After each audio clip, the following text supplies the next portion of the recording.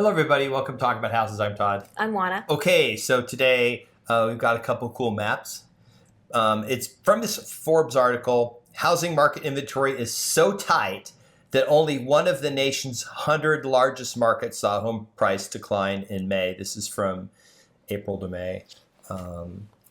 Okay, so I'm going to start with the chart. I'm going to put the chart up. So it's pretty obvious on what the chart shows.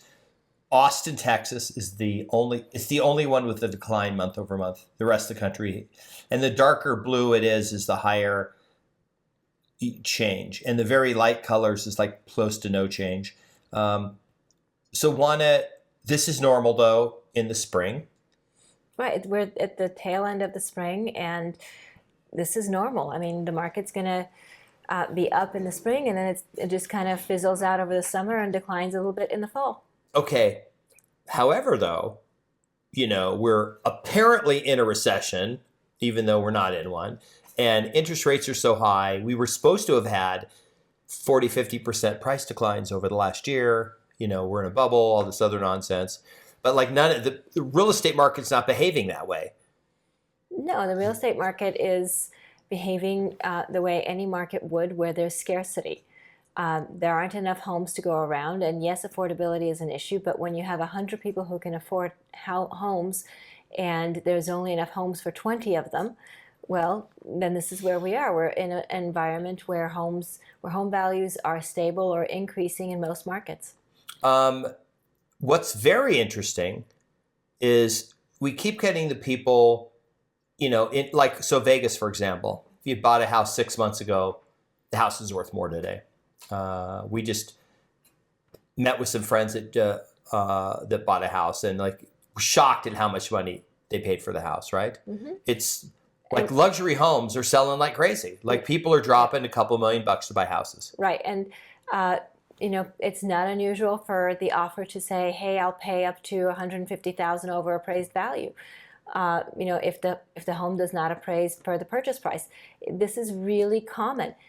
We are in an environment where property values are not necessarily always coming in as far as the appraisal, and people are willing to pay over appraised price in order to get a property that has value to them.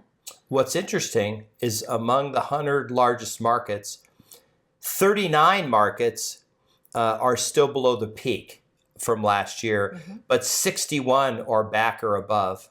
So 61% basically have continued to go up. That for sure was not expected. It was not. It was expected the whole housing market across the whole country would crash because of interest rates, and some markets. First of all, and I'm going to show the chart here. Look, this is the chart this is peak. You could call it year over year. Austin, Texas had the biggest, but it was only 13%. But that really wasn't. June of last year wasn't really a true market. Why was that?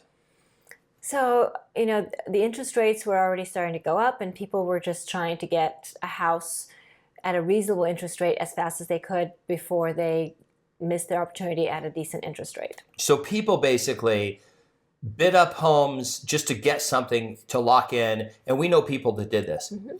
They were told, if you can get under contract in a week, I can still get you 5%.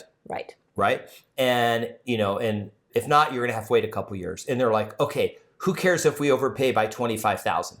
So, and this was we saw this in Salt Lake City where somebody came on and made a big deal about Salt Lake City, where the price month over month from either May to June or June to July was $100,000. Mm-hmm. In a month, the median price went from $600,000 to $700,000, and then went back down the next month.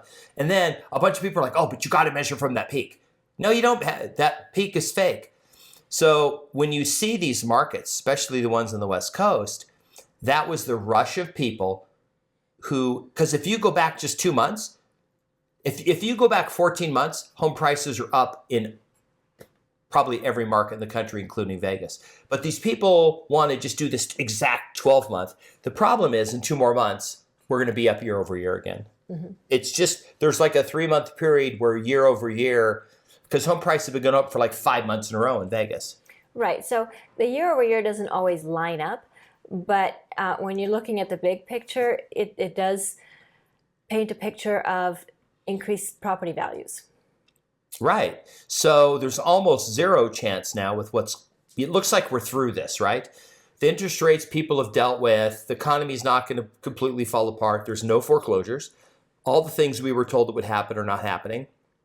So it looks like we're basically exactly what we said was going to happen. The moderate would moderate, it would adjust, it would, would go sideways for a little bit. Some markets would be up and some markets would be down. And now all the markets are going back up. As you saw in the last chart, 99% of the country is up month over month, home prices, even with interest rates like close to 7%. Right, but we're in the summertime now, and reasonably speaking, based on past history, home prices are going to stabilize, and then we go into the fall and home prices soften, they decline a little bit, and then in the spring we're off the races again. Look, the bottom line is interest rates are no longer pose sticker shock to buyers. People adjust, and they adjust very quickly. We are very adaptable. That's why humans have survived for a long time. And this is just another way that we are adaptable. We get used to the higher interest rates, and we move on and deal with it. 35% of all the home purchases that are happening right now are cash. Yes. How does that affect it? Because there's these people out there who still believe everybody, when they go buy a house, puts zero down. They get a 100% loan, and they can't afford to buy a house. So people who can't afford to buy a house can't afford to buy a house. So they're not buying a house. There we go. So the sellers don't have to drop the price of their house 40% just to make it affordable for, some person who has a, middle tier government job to go live in a country club neighborhood house. Look, I can't afford a private jet, and I don't see anybody just handing one over saying, well, here you go. I know you can't afford one, so here you go. It's the same thing with the houses. Just, if you can't afford the house, you can't afford the house, and somebody else can, and that's who's going to buy the house. That's it. So here's the ridiculous thing, Juana. If that's the truth, that interest rates go up and home prices drop, you would sell your house super cheap, and then the person who bought it, in theory, if a year later interest rates drop again, they get this huge windfall. Right. So why would anybody say, oh, darn it, we're forced to sell our house and just give it to this person for, $200,000 less than a cash buyer would pay because they're getting a loan and they want it? So that wouldn't happen in the U.S., not with the way our system is structured. That could happen in elsewhere where their systems are structured differently, and they've got adjustable rate mortgages, and they can't make those mortgage payments because their mortgage payments have increased dramatically in a short period of time, and those people might be forced to sell. But that's not happening in the U.S., where we primarily have fixed rate mortgages, where over 40% of our homes are free and clear. So that is not happening here. Look, you can't apply the same market dynamics in every market. You have to look at what's happening in that market, what's available in that market, what's prevalent in that market, and then make statements regarding that particular market and not confuse it with other markets. Crystal ball time. Okay. Okay, we're both gonna go on record with a prediction. Year over year, it was 61% of markets were up, 39 were down. What percentage of the top 100 markets are up next year, year over year? That's a good question. I don't see a lot of market instability. Okay. So I don't expect to see markets that are down year over year. I mean, will there be some? Sure, but I think it's going to be a very small amount. If I threw a number out there, it would just be not based on any fact. It would just be a number to throw out. Throw one out. I don't know, 25%. There you go. Or down? Down year over year. I'm going to say 10%. Okay. And then I'm going to say Vegas is not one of them. No, I don't expect Vegas to be one of them. And, I think it just has to do with the dynamics in those particular markets. So again, I'm kind of harping on this, but, real estate is hyper local. So even when you're looking within the same states, you're going to have some markets that are up and some markets that are down. And, you just can't paint the whole U.S. with the same with the same paintbrush. It just doesn't make sense. We know we have such a variety of industries, such a variety of property values, that it just doesn't make sense. I mean, you know, Austin happens to be down, but you know, Austin went gangbusters for so long that, you know, when you're looking at it over the last 5 years, Austin is still kicking butt. So It's doubled in price. yeah, so It was probably the hottest market. right. So, you know, this whole year-over-year thing, yeah, it's kind of nice for trivia purposes, but it really doesn't speak to property values, because remember, real estate is a long game. It's not month-over-month or even year-over-year. Real estate is multiple years. That's how we look at real estate. It appreciates over multiple years. That's how we build value, and that's how wealth is built. It's not built month-over-month or year-over-year. Right. Yeah. Okay. So final comments.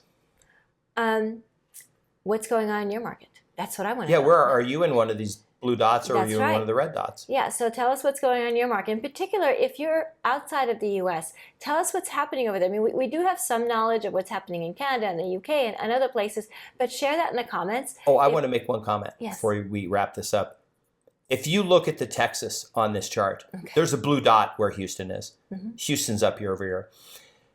Oh, now this is the data for Houston includes Sugar Land and the Woodlands. So it's Houston, Sugar Land, Woodlands is one metropolitan statistical area. That's the MSA. That's the area that Houston is. It's up year over year.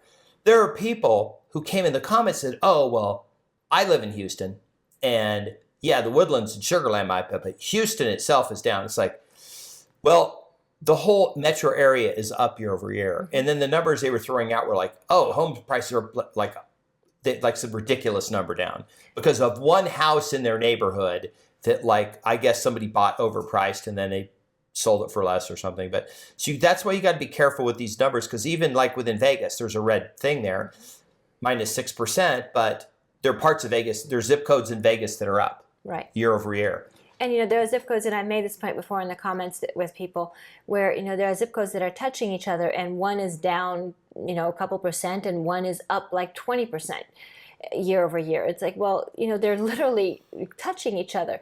So real estate is hyper-local, so it really matters where you are. So in the comments, where are you watching from? What's happening in your neck of the woods? Please be nice to each other in the comments. Please subscribe, hit the notification bell, like the video, share the video, and we'll see you on the next video. Bye. Bye.